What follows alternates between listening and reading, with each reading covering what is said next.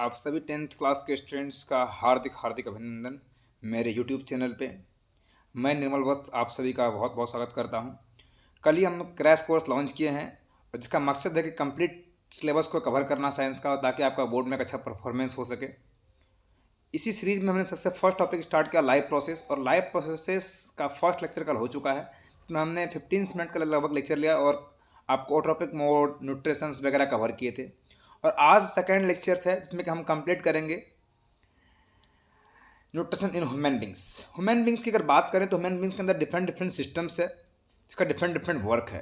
अगर न्यूट्रिशन की बात करें तो उसमें जो सिस्टम्स इन्वॉल्व है वो है digestive systems. And digestive system किससे मिलकर बना हुआ है? एलिमेंट्री कनाल और डाइजेस्टिव ग्लैंड। जो माउथ है, ओपनिंग पार्ट ऑफ माउथ को अपन बोलते हैं ऑरल कैविटी। ऑरल कैविटी से लेकर स्टमक तक का जो कैनाल है उसे बोलते हैं अपन एलिमेंट्री कनाल। और उससे जितना भी और ग्लैंड अपना बॉडी के अंदर है वो सारा ग्लैंड और एलिमेंट्री कनाल मिला के बनाता है डाइजेस्टिव सिस्टम। डाइजेस्टिव सिस्टम का काम होता है फूड को डाइजेस्ट करना, ताकि उस फूड से हमें एप्रोप्रिएट अमाउंट ऑफ न्यूट्रिशंस मिल सके। न्यूट्रिशंस कल बात कर चुके हैं। न्यूट्रिशंस वो चीज़ है जो हमारा बॉडी को एनर्जी प्रोवाइड करता है, जो कहाँ से मिलता है? फूड से मिलता है। सबसे पहले हमने क्या किया? फूड इनटेक किया, माउथ में फूड इनटेक किया। और जब फूड इनटेक किए तो फूड के अंदर कार्बोहाइड्रेट, फैट, प्रोटीन वगैरह वगैरह होगा। उसको तीत जो है सिंपल फॉर्म में कन्वर्ट करेगा फूड को। हम कॉम्प्लेक्स फूड ऑफ फूड लिए हैं, उसको सिंपल फॉर्म में कन्वर्ट करेगा ताकि वो एब्जॉर्ब हो सके, डाइजेस्ट हो सके। उससे सलेवरी ग्लैंड जो सलेवा रिलीज करेगा वो मिक्स हो सके। तो तीत का काम ही वही होता है, फूड को ग्राइंडिंग करना, च्यूइंग करना, सिंपल फॉर्म में कन्वर्ट करना।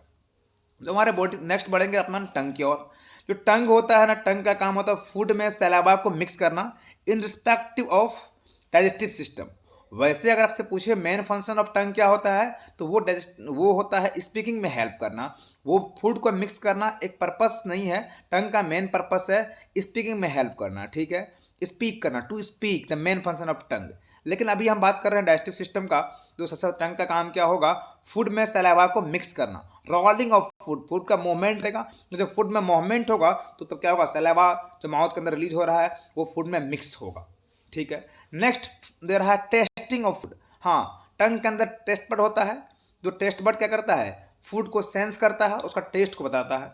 ये भी सही है। Swelling and pushing down of the food into the oesophagus, ये भी सही है। आगे बढ़ते हैं। जैसे आगे अपन बढ़े तो अपना माउथ के अंदर सलेवरी ग्लैंड होता है। कुछ सलेवरी ग्लैंड होते हैं माउथ के अंदर। सलेवरी ग्लैंड का काम होता है सलावा को रिलीज करना, और सलावा का काम होता है स्टार्च को शुगर में कन्वर्ट करना। सलावा, सलेवरी एमेलेज स्टार्च को शुगर में कन्वर्ट करता है।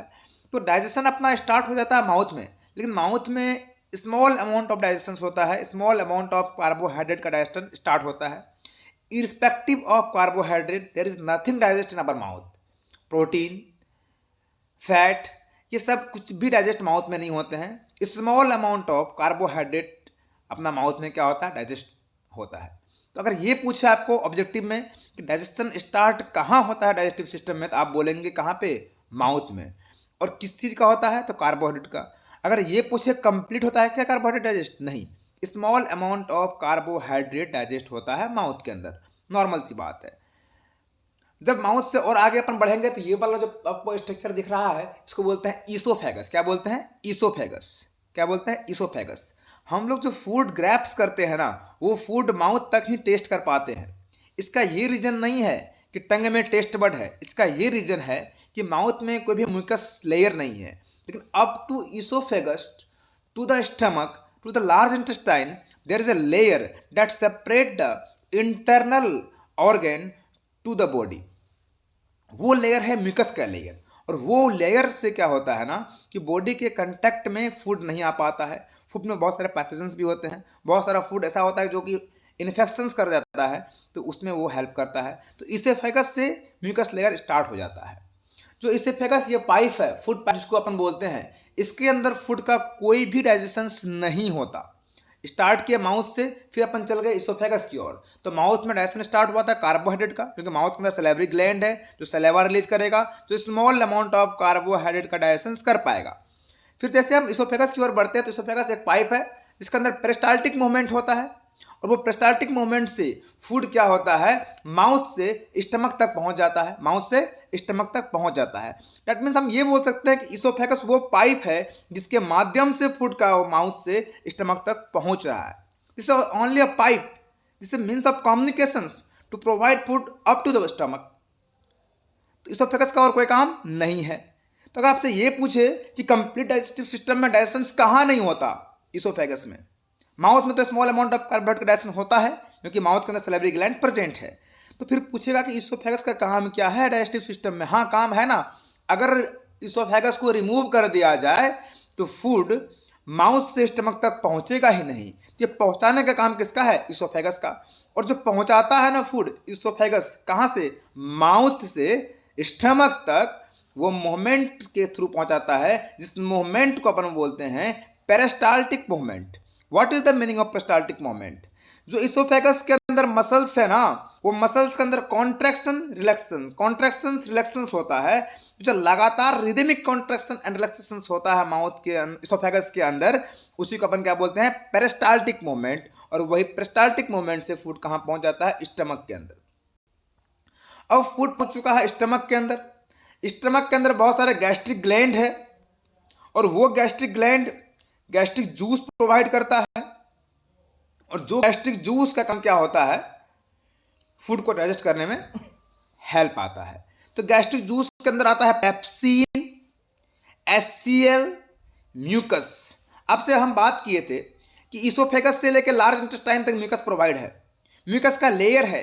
Mucus is nothing when mucin एक प्रोटीन है जो म्यूकस को बनाता है, एक लाइनिंग बनाता है जो इसोफेगस से स्टमक तक है, लार्ज इंटेस्टाइन तक। तो ये लाइनिंग क्या करता है? स्टमक के अंदर गैस्ट्रिक जूस में HCl है जो स्टमक का लेयर प्रोड्यूस करता है। HCl एक स्ट्रॉन्ग एसिड है। अगर शरीर के किसी भी बोन पे डाल देना, बोन तो छोड़ो, आयरन पे भी अगर डाल देना तो आयरन तक को वो खत्म कर सकता है। लेकिन हमारे बॉडी के अंदर HCl है। आपने कभी सोचा कि वो HCl होने के बाद भी हमारा बॉडी को कुछ नहीं बिगड़ता? इसका एकमात्र रीजन है कि हमारा बॉडी के तमाम इंटरनल ऑर्गन्स को इसोफेगस स्टमक के अंदर एक म्यूकस का लेयर है जो लेयर सेपरेट करता है किसको? पूरा बॉडी के इंटरनल ऑर्गन को to the HCl। That is why HCl हमारे बॉडी को हार्म नहीं कर पाता है। तो गैस्ट्रिक जूस के अंदर पेप्सिन है, HCl है और म्यूकस है। और पेप्सिन का काम होता है प्रोटीन को डाइजेस्ट करना। HCl का काम होता है फूड के मीडियम को एसिडिक बनाना ताकि फूड के अंदर जो पैथोजेंस है वो मर जाए। और म्यूकस का काम तो बता दिया आपको, एक लाइनिंग प्रोवाइड करता है स्टमक के अंदर। जो लाइनिंग से क्या होगा बताइए? कि HCl जो है बॉडी के कांटेक्ट में नहीं आ पाएगा और बॉडी सुरक्षित रहेगा। यहाँ तक समझ में आया? और एक बात आप नोट डाउन कर लीजिए, यहाँ पर लिखा हुआ नहीं है, स्टमक के अंदर फूड ओनली 4 to 5 आवर्स ही रहता है। इन जनरल ये आपके सिलेबस में नहीं है, 11th के एनसीईआरटी में लिखा हुआ है। बाय द वे अगर ऑब्जेक्टिव में पूछ ले तो अपन वहाँ ये नहीं लिखेंगे कि हमारे सिलेबस में नहीं है इसलिए हम नहीं लिखे। 4 से 5 घंटा स्टमक में फूड रहता है, स्टैंडर्ड टाइम है। इसके बाद फूड कहाँ चले जाएगा आप जानते हैं? Small intestine. इसके बाद फूड चले जाएगा स्मॉल इंटेस्टाइन के अंदर। फूड कहाँ चला गया? स्मॉल इंटेस्टाइन के अंदर। तो स्मॉल इंटेस्टाइन के अंदर इंटेस्टाइनल जूस है। क्या है? इंटेस्टाइनल जूस है। जो इंटेस्टाइनल जूस कार्बोहाइड्रेट को ग्लूकोज में कन्वर्ट कर देगा, फैट को फैटी एसिड प्लस ग्लिसरॉल। बहुत सारे बच्चे फैट को क्या लिखते हैं? फैट को फैटी एसिड में कन्वर्ट करना हो। Fat is convert into fatty acid plus glycerol, ठीक है। And protein is convert into amino acid. What? Protein is convert into amino acid. समझ गए बात? ये कार्बोहाइड्रेट, फैट, प्रोटीन ये कॉम्प्लेक्स फॉर्म है, ये पॉलीमर फॉर्म है, इसको अपन पॉलीमर फॉर्म बोल सकते हैं। और उसको इंटेस्टाइनल जूस मोनोमर फॉर्म में कन्वर्ट करेगा। क्यों करेगा? ताकि वो सिंपली एब्जॉर्ब हो सके इंटेस्टाइन के अंदर। स्मॉल इंटेस्टाइन के अंदर विलाई होता है। विलाई से ये स्मॉल इंटेस्टाइन हुआ, इसके अंदर ये विलाई होता है। ये विलाई का काम होता है कि इंटेस्टाइन के अंदर सरफेस एरिया को इंक्रीज करे। अब सरफेस एरिया पहले इतना ही था इंटेस्टाइन का, और जब विलाई बन गया तो सरफेस एरिया बढ़ चुका है। अब अगर सरफेस एरिया बढ़ गया तो स्मॉल इंटेस्टाइन डाइजेस्टेड फूड को एब्जॉर्ब इजीली कर पाएगा इस विलाई के हेल्प से। तो ये विलाई एक प्रोजेक्शंस है जिसका काम होता है इंटेस्टाइन के अंदर डाइजेस्टेड फूड को एब्जॉर्ब करना, सरफेस एरिया को इंटेस्टाइन का इंक्रीज करके। चलिए और आगे बढ़ें। स्मॉल इंटेस्टाइन की अगर बात करें तो जो स्मॉल इंटेस्टाइन होता है ना, वो सेक्रेशन रिसीव करता है। सेक्रेशंस रिसीव करता है कहाँ से? लीवर से, पैनक्रियाज से। लीवर के अंदर क्या बनता है? Bile juice. और वो बाइल जूस कहाँ पे होता है स्टोर? गोल ब्लैडर के अंदर। याद रखना, लीवर के अंदर बनता है बाइल जूस और वो बाइल जूस गोल ब्लैडर के अंदर होता है स्टोर। पूरा कंसंट्रेशन से, फोकस के साथ आराम से सुनिए, ग्रैप्स कीजिए, क्योंकि आपका बोर्ड है। Objective as well as subjective दोनों आएगा। कंप्लीट एनसीईआरटी रे डायग्राम के हेल्प से कवर किया गया है। आपको बस इतना पढ़ के जाना है और श्योर है, गारंटी है, 100% गारंटी है कि आप जितना क्वेश्चन आएगा सबको करके आओगे और 95% से अबव मार्क्स लेकर आओगे। ये मेरा गारंटी है, बाद में आप खुद आके बोलोगे। बहुत सिंपल फॉर्म में किया गया है और बहुत नहीं, पर डे 15 डेज आपसे मांगे हैं और पर डे का 15 मिनट्स काफ़ी है साइंस के लिए। बाकी जो रिमेनिंग टाइम है आप कुछ और पढ़ें। यहाँ पर थ्योरी भी होगा, क्वेश्चन प्रैक्टिस भी होगा, सारा कुछ होगा। Don't worry about that. Science is completely my responsibility. आगे बढ़ते हैं। लीवर बाइल जूस प्रोड्यूस करता है और बाइल जूस का काम होता है जो लार्ज फैट का मोलिक्यूल्स है हमारे इंटेस्टाइन में, उसको स्मॉल फैट मोलिक्यूल्स में, ग्लोब्यूल्स में कन्वर्ट करना। पेनक्रियाज क्या करेगा? पेनक्रेटिक जूस बनाएगा और कहाँ भेजेगा? स्मॉल इंटेस्टाइन के अंदर। लीवर क्या करेगा? बाइल जूस बनाएगा और कहाँ भेजेगा? स्मॉल इंटेस्टाइन के अंदर। क्यों भेजेगा? क्योंकि फूड ही तो स्मॉल इंटेस्टाइन के अंदर है। तो जितना भी जूस है जब वो स्मॉल इंटेस्टाइन के अंदर रहेगा तभी तो वर्क कर पाएगा। तो लीवर की बात कर लिए, पेनक्रियाज की बात कर लिए, ये दोनों अपना सेक्रेशन को एसआई के अंदर भेजता है। What is SI? Small intestine. वहाँ भेजता है। लीवर बाइल जूस बनाएगा और स्टोर कहाँ करेगा? गोल ब्लैडर के अंदर। जब फूड स्मॉल इंटेस्टाइन में नहीं होता है तब लीवर बाइल जूस को बना बना के गोल ब्लैडर के अंदर स्टोर करता है। ठीक है। आपने सुना भी होगा कि किसी का गोल ब्लैडर में स्टोन हो गया और गोल ब्लैडर को हमने रिमूव कर दिया, डॉक्टर सर्जरी की हेल्प से रिमूव कर देते हैं। तो उसको ऑयली सब्सटेंस खाने के लिए मना किया जाता है, फैटी सब्सटेंस खाने के लिए मना किया जाता है, क्योंकि उसके अंदर बाइल जूस स्टोर नहीं है। लीवर तो बाइल बनाएगा और लीवर बाइल तब बनाएगा और तब बना के भेजेगा जब इंटेस्टाइन के अंदर फूड होगा। अच्छा, फूड नहीं होगा तब कहाँ जमा होगा? बाइल उसका स्टोर ही नहीं हो पाएगा, गोल ब्लैडर ही नहीं है। तो लीवर और पेनक्रियाज दोनों अपना सेक्रेशंस को स्मॉल इंटेस्टाइन के अंदर भेजते हैं। That's it. लीवर बाइल बनाएगा, जो बाइल का काम है लार्ज फैट मॉलिक्यूल्स को स्मॉल में कन्वर्ट करना, स्मॉलर फॉर्म में तो एब्जॉर्ब हो पाएगा इंटेस्टाइन के अंदर। और पेनक्रियाज का काम है पेनक्रेटिक जूस बनाना। पेनक्रेटिक जूस दो तरह का, ट्रिप्सिन और लैपेज। अच्छे से पहचानना, जिसके लास्ट में इन होगा वो हमेशा प्रोटीन के लिए आएगा।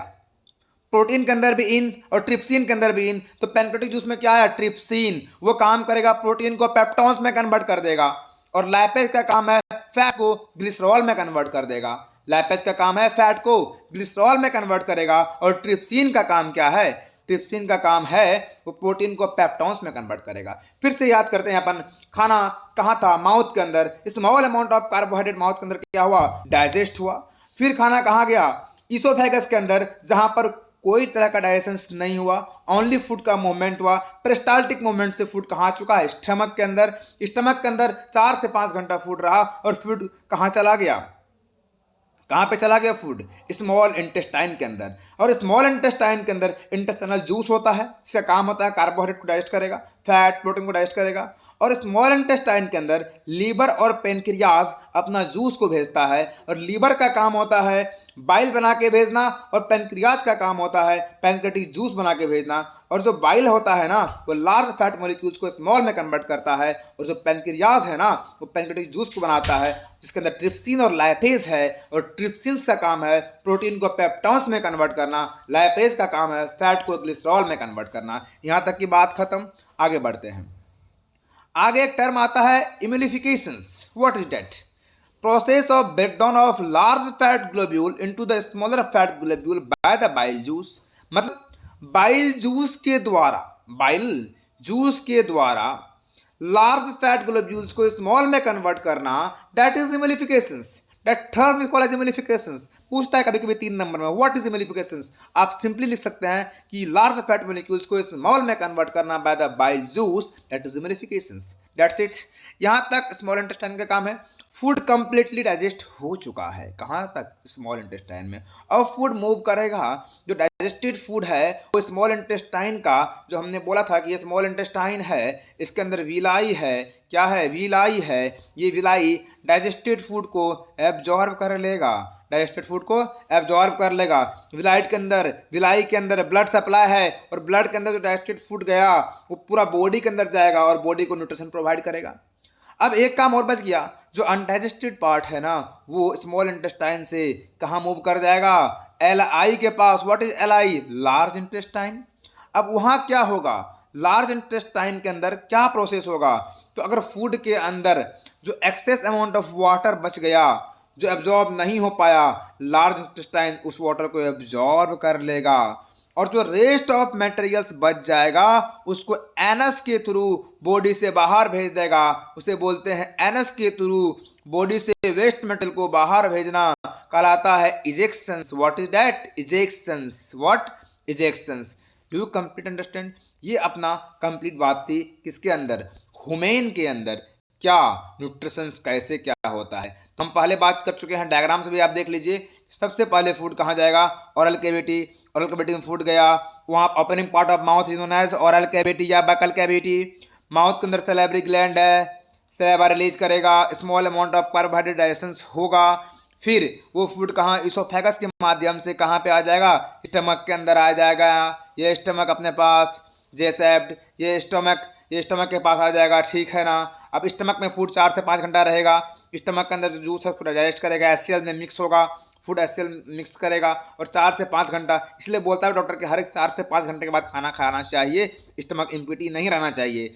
फिर स्टमक से फूड कहाँ जाएगा, स्मॉल इंटेस्टाइन के अंदर, वहाँ कंप्लीट डाइजेशन होगा।